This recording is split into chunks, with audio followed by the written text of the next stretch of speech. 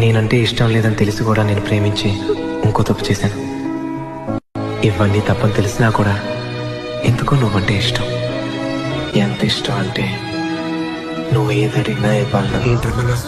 నా marriage date fix అయింది next week. So నా పేరెంట్స్ని కన్విన్స్ చేస్తానని చెప్పాను, కానీ కన్విన్స్ చేయలేను. I'm sorry. నాకు తెలుసు, నువ్వు డిసైడ్ అయిపోయావు. నేను పూర్తిగా మర్చిపోవాలి, కానీ నీ ఎంత ఈజీగా నేను నిన్ను మర్చిపోలేకపోతున్నాను.